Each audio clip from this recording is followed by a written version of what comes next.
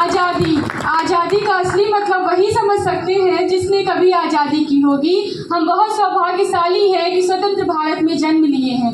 यूँ तो आज़ादी की लौ 1857 में ही जम चुकी थी, जो अर्ताकार बन के 1947 में हमें आज़ाद करवाई।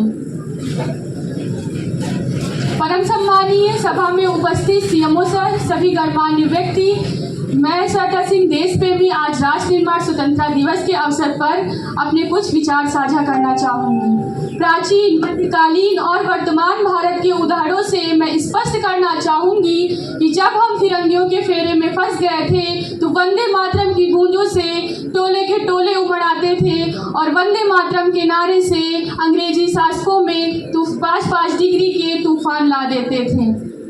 5-5 डिग्री के तूफान ला देते थे।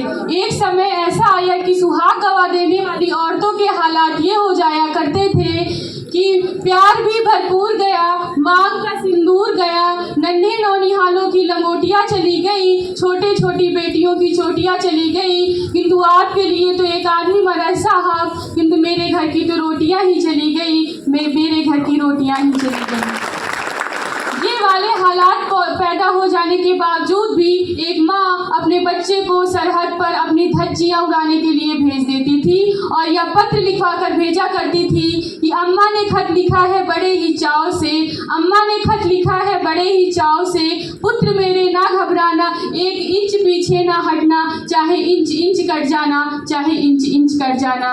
उस समय पूरा परिवार अपनी देशभक्ति साबित कर रहा होता था। उस समय देश बलिदान मांगता था, मर जाने को कहता था, मिट जाने को कहता, किंतु आज देश मर जाने को, मिट जाने को, फांसी चढ़ाने को नहीं कहता। मैं नहीं मानती कि इंस्टा, फेसबुक, व्हाट्सएप को 3 रंगों से रंग देना ही देशभक्ति है और साल में 2 बार तिरंगा पकड़ लेना ही देशभक्ति है। और अगर यही देशभक्ति है तो मैं पूछना चाहूँगी कि फुटपाथ पर रहने वाला बच्चा तिरंगा बेच रहा होता है, ट्रैफिक की छांव में नंगे पांव में कड़कती धूप में वह तिरंगा बेच रहा होता है, तो क्या ये उसकी देशभक्ति कहेंगे या फिर ये उसके पेट की भूख की शक्ति है?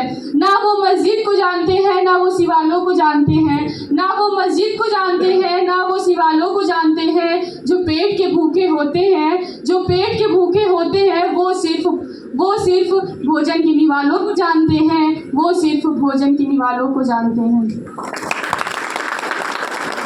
हमारा राष्ट्र निर्माण तब तक संभव नहीं होगा जब एक नागरिक नैतिक रूप से सटीक, शारीरिक रूप से भ्रष्ट और राजनीतिक रूप से गंदा, शैक्षिक मान्य मूल्यों के अनुसार, चिन्ह पैबंदमयी आंकड़ों के अनुसार भारत, तब तक राष्ट्र निर्माण हमारा संभव नहीं होगा। हमारा राष्ट्र निर्माण तब संभव होगा जब हम सब, आप सब मिल के पूरा काम अपनी ईमानदारी, पूरी मेहनत, पूरी लगन से करेंगे।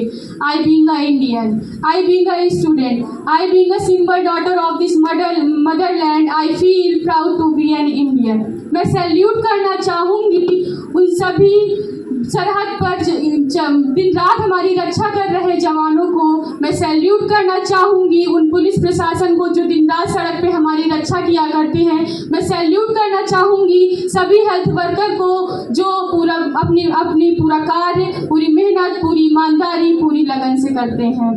अंत में मैं बस ये इतना कहना चाहूँगी कि मेरा हिंदुस्तान महान था, महान है, महान रहेगा। मेरा हिंदुस्तान महान था, महान है, महान रहेगा। होगा हौसला तो सारा जहान जय हिंद कहेगा, सारा जहान जय हिंद कहेगा। सारे जहां से अच्छा हिंदू सीता हमारा, सारे जहां से अच्छा हिंदू सीता हमारा। हम बुलबुलें हैं इसके, ये गुलिस्ता हमारा, ये गुलिस्ता हमारा। जय हिंद, जय भारत।